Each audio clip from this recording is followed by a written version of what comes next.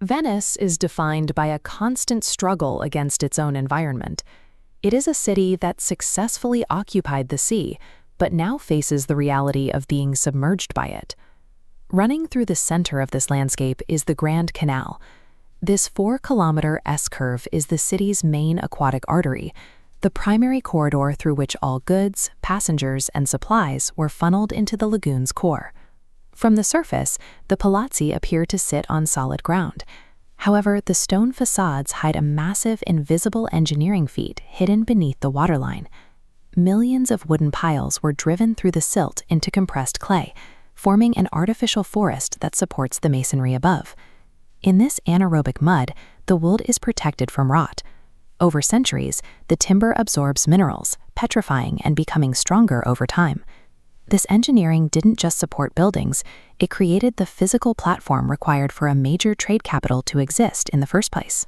The palazzi lining the canal were designed with this proximity to the water in mind.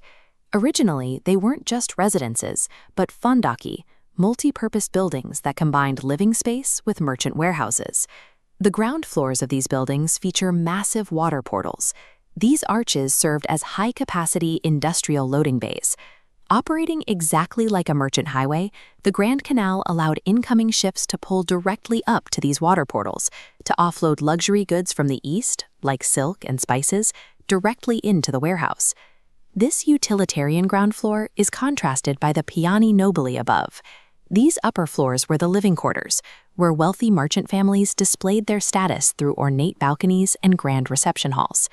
Every element of the Venetian Gothic facade was a functional response to the water, creating a structure that worked as both dock and home. At the center of this trade network stood the Rialto Bridge. It was the city's most critical commercial bottleneck, connecting markets on either side.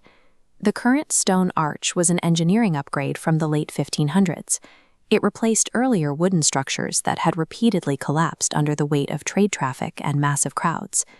While the bridges remained static, the traffic beneath them evolved into the gondola, a vessel engineered specifically for the lagoon. Unlike a punt, the gondola has a flat-bottomed hull designed to glide over the shallow lagoon floor. It is navigated purely by rowing, as the canals are too deep for poling. The asymmetrical design, wider on the left, provides a counter-rotational force, allowing a single oarsman to row from the right in a straight line. At the bow, the iron ferro acts as a counterweight, its S-curve mimicking the Grand Canal. From the curvature of the boats to the arches of the bridges, every physical object was shaped by the logistical demands of the water. The historic trade of the Republic has been replaced by a modern, more chaotic pressure. Today, the canal struggles to accommodate millions of visitors annually. Large cruise ships pose a specific threat.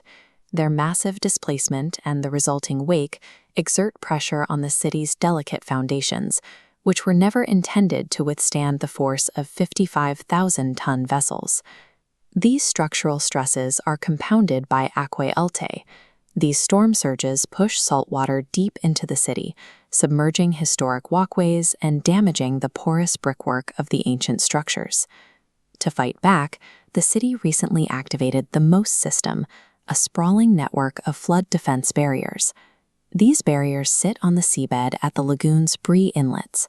During a storm surge, compressed air is pumped into the hollow gates, causing them to rise and form a temporary wall between the lagoon and the Adriatic Sea. While the technology has evolved, the objective remains the same: using large-scale engineering to protect the city's physical survival. This resistance to the sea is part of a Venetian ethos known as com'era e dov'era, as it was and where it was. This was most evident in 1902 when St. Mark's Campanile collapsed. The city chose to reconstruct the tower exactly as it had been, preserving the identity of the skyline. The Grand Canal is a continuation of this logic. It is not a static relic, but a living infrastructure that requires constant, active maintenance. After centuries of tides, the canal remains history's most prominent example of human persistence in a landscape that resists it. The liquid spine of Venice proves that as long as the engineering holds, a city built on water can survive for centuries.